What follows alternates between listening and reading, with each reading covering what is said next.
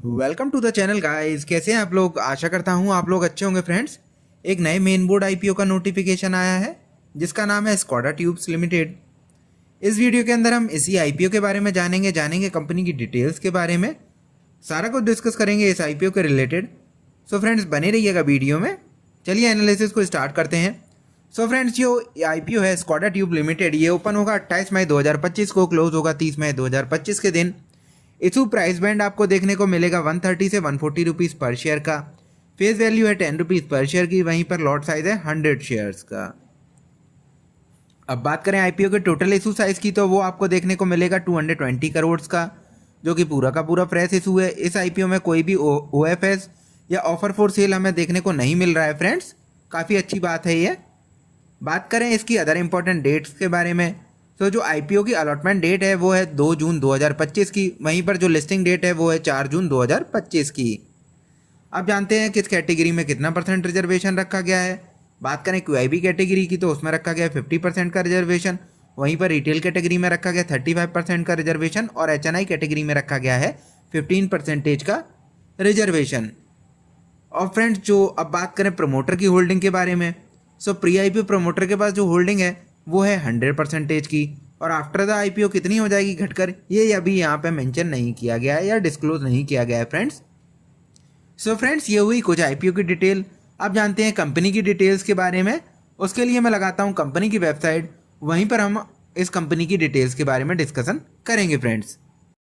So friends ये मैंने लगा ली है कंपनी की वेबसाइट।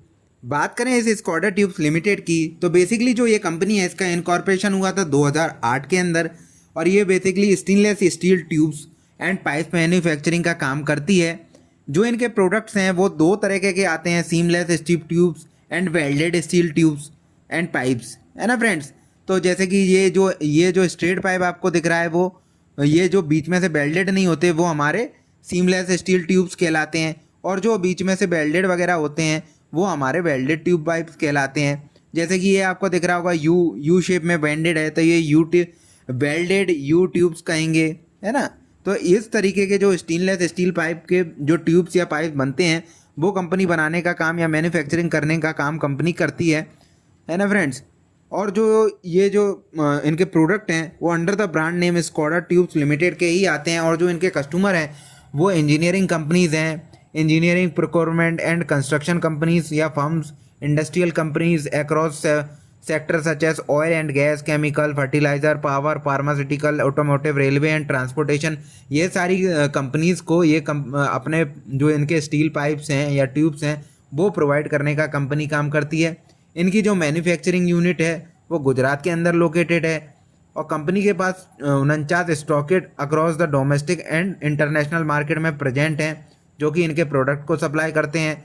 और कंपनी 16 कंट्रीज़ में एक्सपोर्ट करती है, included United State, Germany, Netherland, Italy, Spain and France. India के अंदर इनका जो है स्टॉकिस्ट वो महाराष्ट्र का हैंडल करता है डोमेस्टिक सेल्स को। यूनाइटेड स्टेट में भी इनके पास एक्सक्लूसिव डिस्ट्रीब्यूटर प्रेजेंट है, वहीं पर यूरोप के अंदर भी इनके पास डिस्ट्रीब्यूटर या स्टॉकिस्ट प्रेजेंट है फ्रेंड्स। सो फ्रेंड्स बेसिकली ये जो कंपनी है वो stainless steel tube and pipe बनाने का कंपनी काम करती है। सो फ्रेंड्स ये हुई कंपनी की डिटेल। अब जानते हैं इस कंपनी के फाइनेंशियल के बारे में कि कंपनी फाइनेंशियली कैसे परफॉर्म कर रही है। सो उसके लिए फ्रेंड्स मैं लगाता हूँ कंपनी के फाइनेंशियल।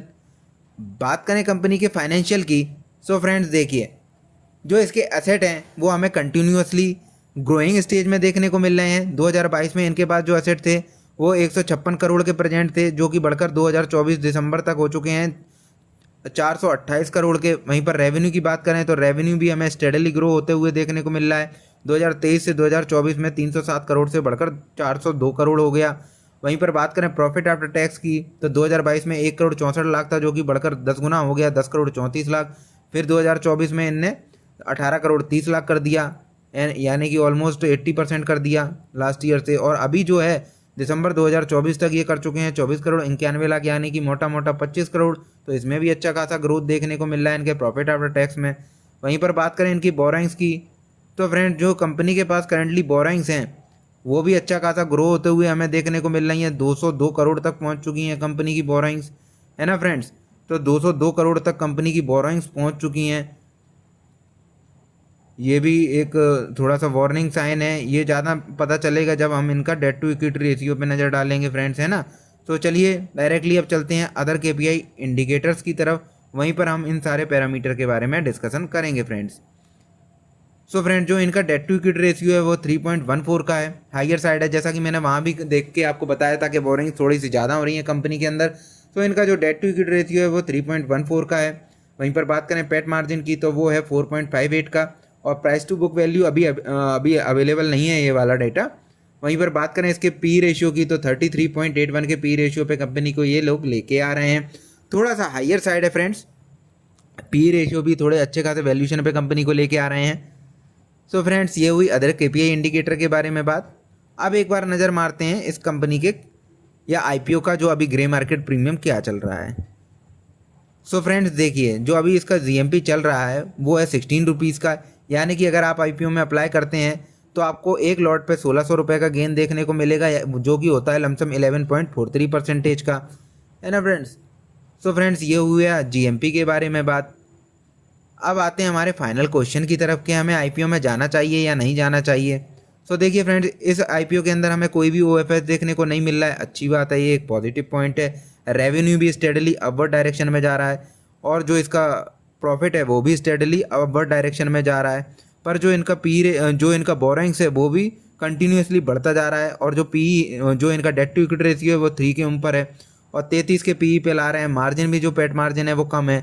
सो जो इनके पॉजिटिव पॉइंट हैं और जो नेगेटिव पॉइंट है कंपनी के, तो वो अल्टीमेटली बराबर हैं, है ना। ऐसा जैसा कोई ज़्यादा लुक्रेटिव चीज़ भी नहीं देखने को मिल रही। प्रॉफिट आफ्टर टैक्स ही बोल सकते हैं कि थोड़ा सा जंप इसमें काफ़ी ज़्यादा है, बट ठीक है फ्रेंड्स, वो भी है। पर जो बोरिंग्स है कंपनी के अंदर वो थोड़ी सी ज़्यादा मेरे को देखने को मिल रही है। तो इसलिए जो मेरा पॉइंट ऑफ व्यू है इस आईपीओ को लेके वो न्यूट्रल है।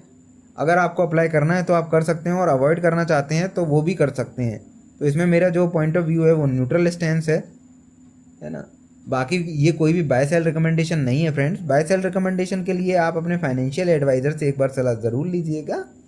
सो फ्रेंड्स, इस वीडियो के अंदर हमने जाना Skoda Tubes Limited main board IPO के बारे में। So that's all for today guys, thanks for watching the video. Please like the video and subscribe to the channel. Thank you.